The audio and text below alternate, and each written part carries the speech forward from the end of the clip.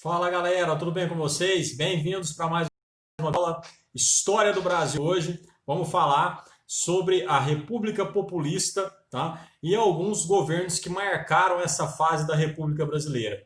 Aí na tela para vocês, né? O famoso mapa mental, muito comum aí para estudantes em época de vestibular, que serve meio que para fixar o conteúdo de uma forma mais didática, rápida e prática, né? Aqui apresento para vocês o governo do JK, Juscelino Kubitschek de Oliveira, né? O homem que construiu Brasília, que colocou em prática o plano de metas, né? De alavancar o Brasil de 50 anos em apenas 5 anos, né? Ou seja, aqui mostra as principais passagens, né? Os principais marcos aqui do governo, justamente do Juscelino Kubitschek, o famoso JK, tá?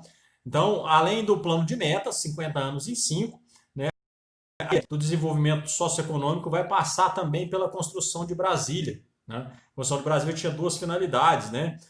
Uma delas era povoar a região do Centro-Oeste ali e também cumprir, né, um pré-requisito da Constituição, que foi uma promessa de campanha do JK. Mas como nós já trouxemos o JK em aulas passadas, aqui é mais um apanhado, né, para a gente alavancar nossas aulas de hoje.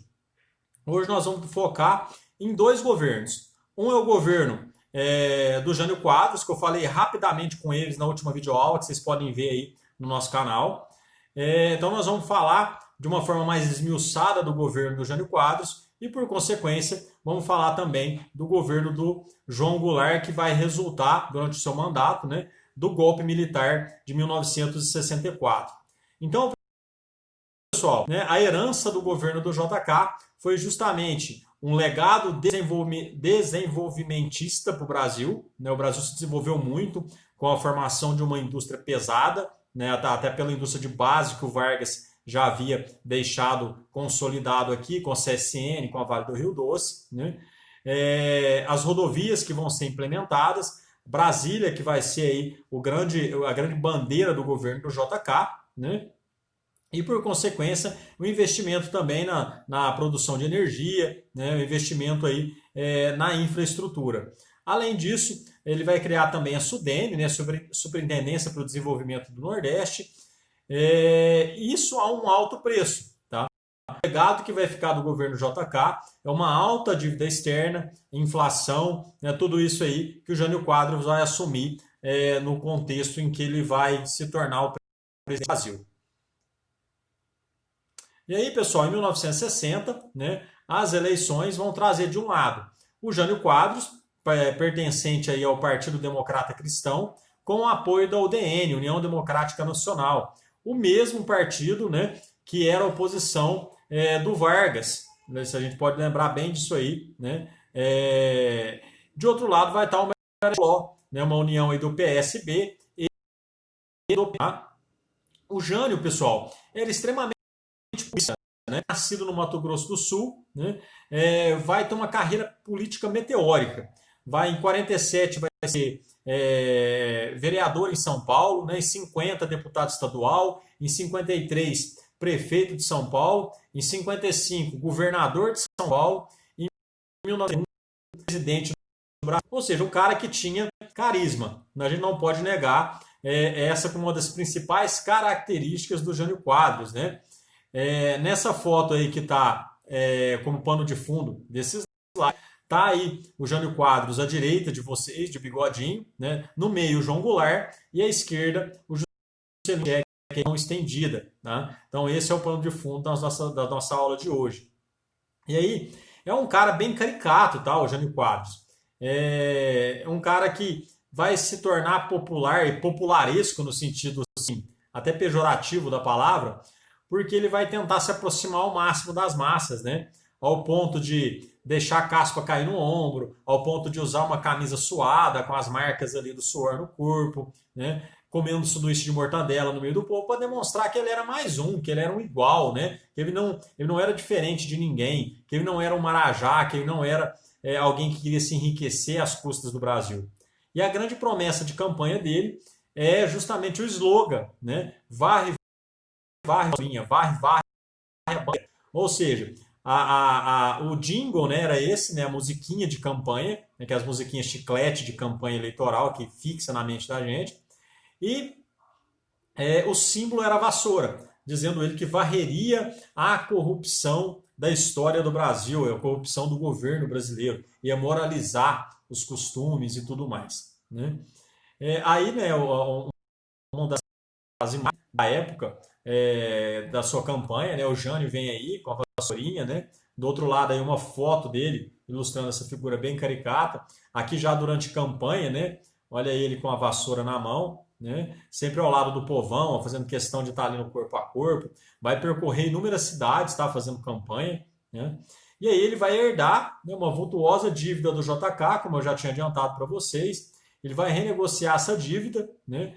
E vai seguir aquilo que era a cartilha do FMI, o Fundo Monetário Internacional. Afinal de contas, todo país que contrai alguma dívida com o FMI, ele tem que seguir uma política econômica bem de austeridade, assim mesmo, de controle de gastos, para ele comprovar que ele consegue pagar a dívida. Né?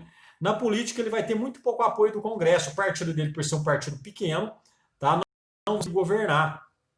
Exemplo hoje mesmo, né, o próprio presidente da República atual, o Bolsonaro, ele hoje não tem nem partido, né, mas ele era do PSL, um partido também que era muito menor do que a própria figura do presidente em termos de representação midiática. Né? Hoje nem partido ele tem. Então, para ele tecer alianças no Congresso, né,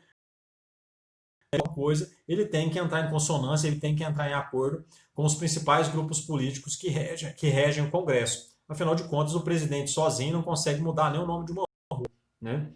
E aí, pessoal, como ele não conseguia governar, inclusive vai ser depois até abandonado pela própria UDN, partido que havia ajudado ele a se eleger, né? Ele vai tomar algumas medidas pouco produtivas, né? Pouco producentes ali, porque ele não por meio de decreto, porque ele não tinha como a posição do Congresso. Tá? Dessa forma, pessoal, né, que era comum no Brasil, de biquíni nas praias, coisas mais sem sentido, né? Vai proibir a utilização de lança-perfume, né, que era comum naquela época, a inalação do lança-perfume. Ele vai proibir, por exemplo, a corrida de cavalo no meio de semana. Tá? Então, ou seja, são coisas assim que não vão mudar nada na vida do brasileiro de forma assim a trazer grandes melhorias. Né? Na política externa, ele vai procurar se distanciar dos Estados Unidos, né? Vai procurar se aliar a outros mercados, vai procurar ali movimentos nacionalistas e também de esquerda, vai procurar se reaproximar da União Soviética e também da China. Lembrando, pessoal, só fazendo um parênteses aqui, nós estamos vivendo o auge, tá, da Guerra Fria, contexto de bipolarização, tá? Você já deve ter visto isso em geopolítica. De um lado, o bloco capitalista, Estados Unidos da América, do outro lado, o bloco soviético com a União Soviética, juntamente com a União Soviética é a China, tá? País aí de esquerda. E aí, ele ainda, né, ele vai criticar a política dos Estados Unidos contra a Cuba, que os Estados Unidos vai decretar um bloqueio econômico a Cuba, né, depois da Revolução Cubana ali no finalzinho da década de 50, início ali dos anos 60. Para piorar, pessoal, ele vai condecorar com a Ordem do Cruzeiro do Sul, uma das maiores condecorações do governo brasileiro, né, do Estado brasileiro. Ele vai trazer aqui, né, o Ernesto Guevara, mais conhecido como Che Guevara, um dos líderes da Revolução Cubana, e vai conceder a ele a honrosa homenagem da Ordem do Cruzeiro do Sul. Tá? Então essa política externa vai desagradar muito, não só os empresários estrangeiros que temiam um colapso do ponto de vista político no Brasil, né, como também os empresários nacionais, tá, que tinham o capital ligado aos Estados Unidos. A partir dali, né, vai desagradar também os políticos de direita e principalmente as Forças Armadas no Brasil. Você pensa aí, né, nos militares sedentos já para dar o golpe, já desde a época do Vargas, lá em 54, quando o Vargas comete suicídio. Estavam com a boca espumando, né, de dar o golpe, de assumir o poder no Brasil. E aí chega ainda a figura do João Goulart e dá motivo. Né? Então a gente consegue visualizar um terreno propício para que isso acontecesse. Aí, né, um registro da época, o ministro de Cuba, né, o Ernesto Guevara, na companhia aí do Jânio Quadros. Tá? E aí, pessoal, essa manchete ela cai como uma bomba. Por quê? Porque o Jânio Quadros acaba renunciando ao poder no Brasil 7 meses depois de ter assumido. É isso mesmo, pessoal. 7 meses. O governo dele, né, não durou nem um ano. E por quê? Ele vai tentar dar um golpe no próprio governo. De que forma, pessoal? Ele vai pressionar o Congresso Nacional, né, a fim de que o Congresso deixasse ele governar. De que forma? O vice do Jânio Quadros era o João Goulart. Tá? O João Goulart havia sido ministro do Trabalho na época do governo Vargas e tinha uma tendência de esquerda. Inclusive, nesse período, ele estava numa viagem à China para negociar acordos comerciais para o Brasil. Né? Então, qual que era a sacada do Jânio Quadros? Era apresentar a carta de renúncia para o Congresso, temeroso das ideias de esquerda do João Goulart, não aceitaria a renúncia do Quadros e faria com que ele tivesse maiores poderes, maior autonomia para governar o Brasil. Só que ele não contava com um simples detalhe. Quando ele apresenta a carta de renúncia, o Congresso aceita a renúncia dele. Né? Então, ele não tinha mais o que fazer, não tinha como ele voltar atrás. Né? E acaba ele mesmo sendo vítima do seu golpe, que ele tem uma maior autonomia, mas ele acaba se retirando do poder, né? Tentando dar essa cartada para recuperar o prestígio e recuperar principalmente a autonomia política que lhe havia sido perdido. Tá? Pessoal, na sequência dessa videoaula, né, nós vamos falar do governo do João Goulart. Mas para esse vídeo não ficar muito, né, eu vou deixar ele num vídeo à parte para a gente poder falar especificamente do João Goulart, conhecido também como Jango, certo? Então não percam a próxima videoaula, que eu já volto para a gente falar um pouco mais detalhadamente, com mais calma e com mais propriedade do governo do João Goulart, que vai ser o sucessor imediato aí, né, do Jânio Quadros. Certo, pessoas? Vejo vocês daqui a pouco. Um abraço.